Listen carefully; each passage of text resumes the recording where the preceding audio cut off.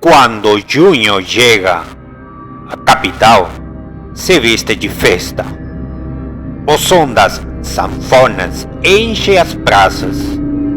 As barracas iluminadas piscam em cores vibrantes e o aroma doce do quentão dança no ar. É um espetáculo de alegria e tradição, mas para os mais atentos, a festa guarda um segredo sinistro.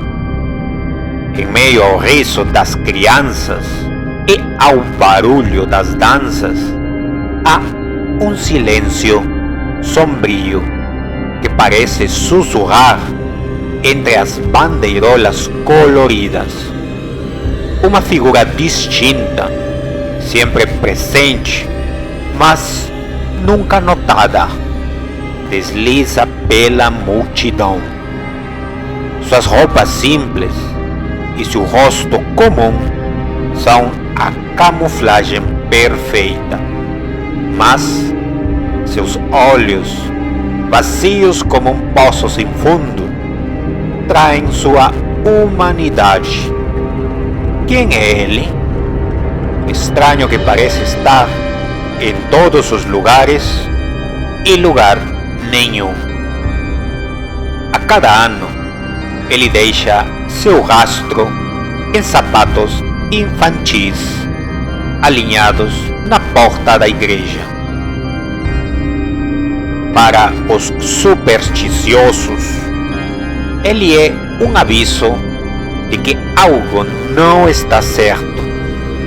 Para outros, uma lenda para assustar as crianças. Mas a verdade é mais horrenda. Desde que ele começou a aparecer, uma criança desaparece todo ano durante a festa. Ninguém sabe como ou por quê, mas todos sabem onde termina.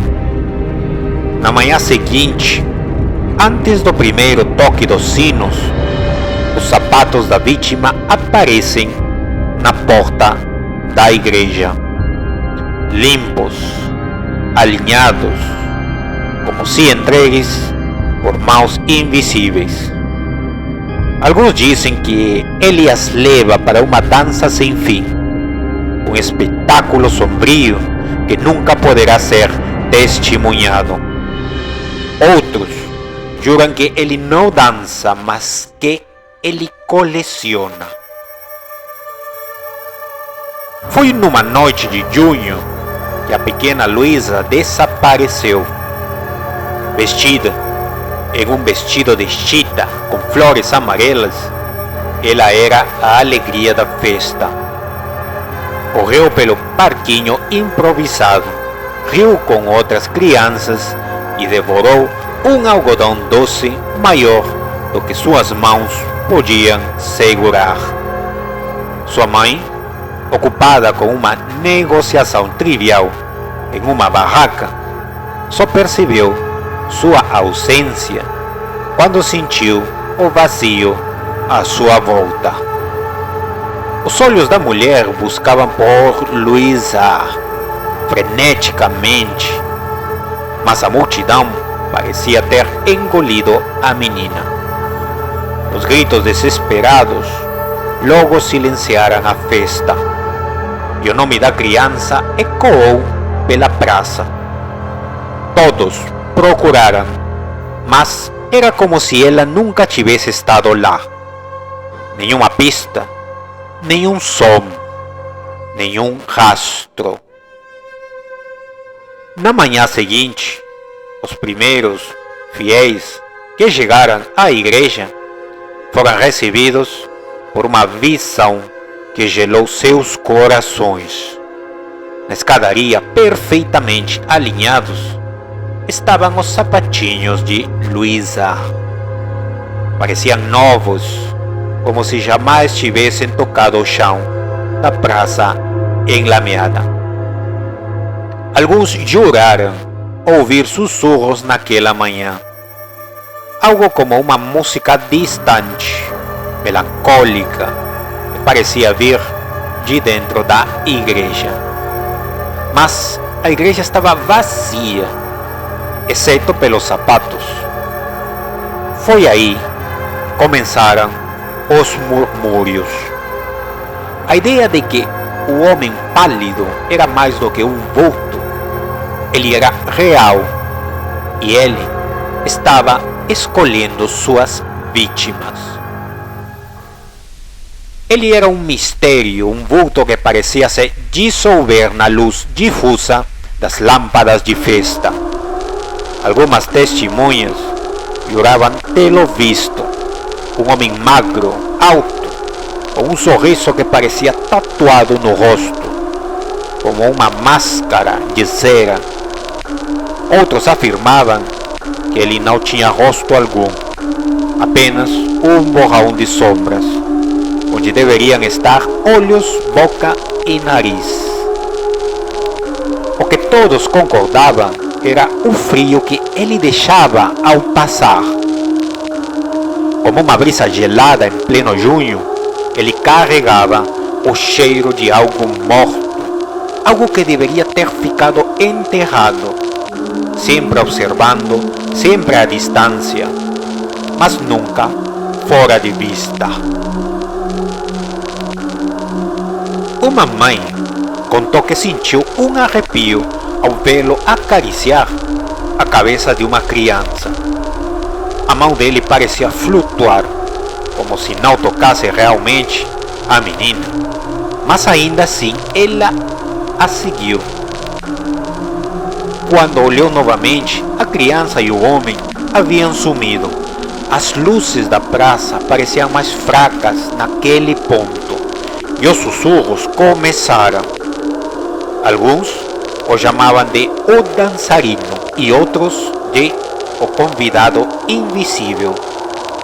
Mas uma coisa era certa: ele não era humano, ele era um caçador, e as crianças eram seu prêmio. As histórias começaram a tomar forma. Alguns diziam que ele era um pároco que havia vendido a alma para dançar com o diabo.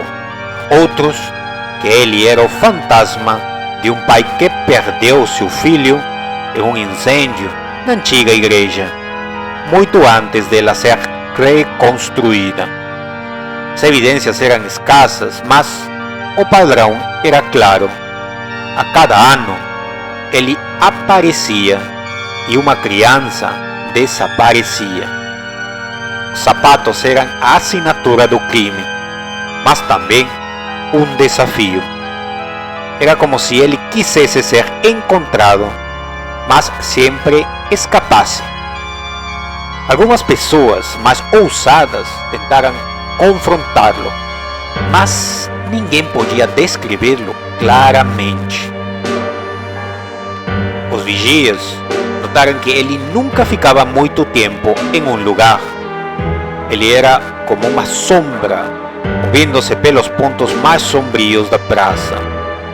Quando se sentiam corajosos o suficiente para segui-lo, ele desaparecia, deixando para trás apenas o cheiro de velas queimadas.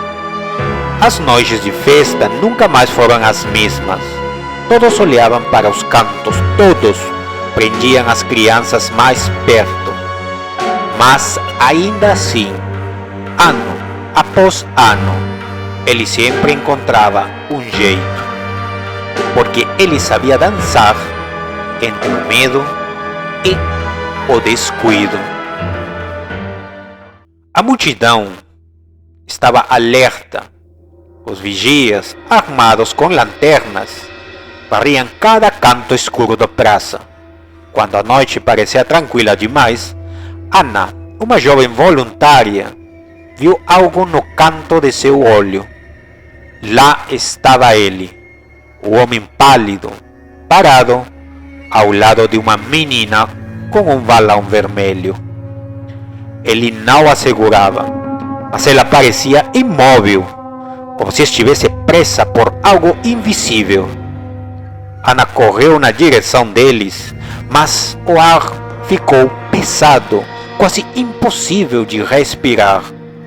Ele virou lentamente, com aquele sorriso grotesco, e fixou os olhos nela. Você também quer dançar comigo? Disse, com uma voz que parecia vir de outro mundo. No instante seguinte, ele desapareceu, levando a menina com ele. O balão, agora vazio, flutuou lentamente até tocar o chão. Ana caiu, tremendo, o frio em seus ossos, como se estivesse tocando a própria morte. Quando os outros chegaram, encontraram-na murmurando, incapaz de formar palavras. A única coisa que restava da menina eram os sapatos, já na porta da igreja, horas antes do amanhecer. E desta vez havia pegadas empoeiradas que levavam até o altar, mas terminavam abruptamente, como se tivessem sido apagadas pelo próprio ar. Os sapatos, tão delicadamente alinhados como uma oferta sagrada. É curioso como vocês humanos se desesperam ao ver esses pequenos sinais, como se gritassem por explicação. Acreditam mesmo que podem compreender o que não pertence ao seu mundo?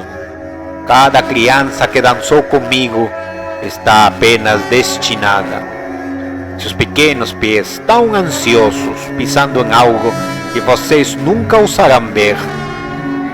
Mas não se preocupem, não faço isso por mal. É um convite. E quem pode resistir a um convite tão gentil? Vocês chamam isso de tragédia, mas eu chamo de arte. Cada sapato, um troféu, cada lágrima, uma sinfonia. Vocês choram pelas crianças, mas nunca pensam em por que elas me escolhem. Talvez porque vocês as ignorem, ocupados demais com seus quentões e danças tolas. Eu apenas ofereço algo mais interessante. E se isso as fascina, a culpa não é minha. Ao final, quem pode culpar o maestro pela música que encanta o público? Então, próximo ano, cuidem bem dos pequenos. Apertem suas mãos, olhem em seus olhos e rezem para que eles não vejam o brilho do meu sorriso. Mas saibam disso, se eles desaparecerem, se os sapatinhos aparecerem, é porque eles quiseram, porque no fundo todos querem dançar comigo, nem que seja pela última vez.